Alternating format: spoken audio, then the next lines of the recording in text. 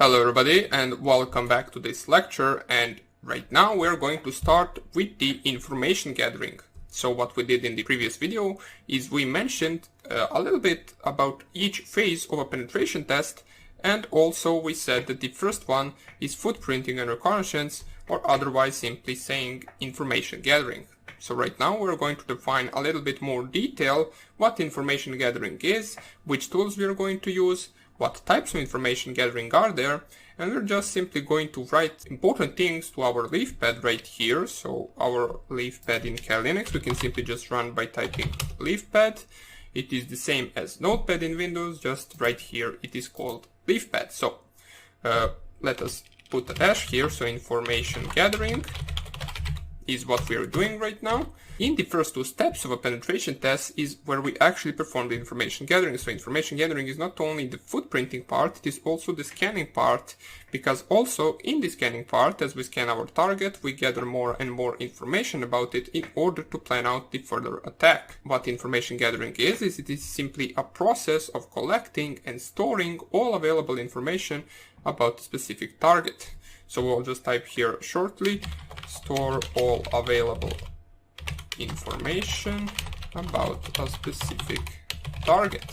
Okay, so that is also what information gathering is. It is considered to be the most important part of the hacking process, because all the future actions, as we said before, are based on the information you have acquired.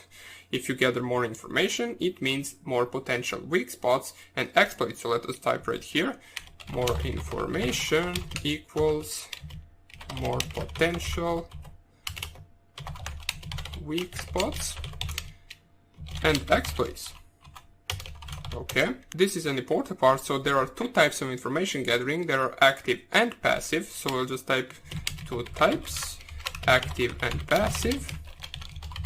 And basically the passive information gathering is collecting information without interacting with any kind of infrastructure or without sending any packets to the actual target. Now, it depends mostly on search engines and information that are public and available to everyone. So what passive information gathering is: gather without interacting with the target using public available information through search engines, for example. And don't worry, we're going to show the example of passive and active information gathering later on. For now on, let us just define those two. The active information gathering is collecting information while interacting with the infrastructure. So basically you are sending packets and waiting for a response that can potentially reveal something important to us. For example, we, let's say, use Nmap, which is a network scanner, and we basically send packets to a target, and the target sends back to us the banner of a service that it is running on an open port. Therefore, we can find out which version of a service is running there. And therefore, we can search in Google or in some different program whether that service or that version of a service is vulnerable to some type of attack. And then we actually plan out the entire attack, and then we can exploit the target. Okay, so the passive information gathering can basically be applied to all kinds of targets, like for example people, servers, domains, and so on, while as the active is mostly applied to machines. So you send packets, it must be applied to machines, while the passive, you can actually gather some information through people.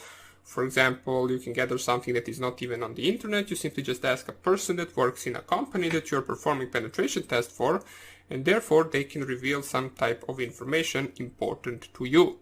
Now, the most common tools for information gathering are Whois, ReconNG, the Harvester, Discover, OSINT Framework, DNS Dumpster, but mainly for active information gathering, the most important tool, as I said before, which we're going to cover, is the Nmap, but there are also Ping tool, Metasploit, Maltego, once again, Netcat, and so on. So let me just write right here what active is, and then we can proceed to actually performing practical information gathering. But for now on, active information gathering, collecting data with sending packets and waiting for a response that can reveal information. Okay, so this is basically the most important stuff that you should remember right here, theory-wise, and in the next lecture we're going to start covering some of the tools used for information gathering. Okay, so hope you enjoyed this tutorial, and I hope I will see you in the next one. Bye!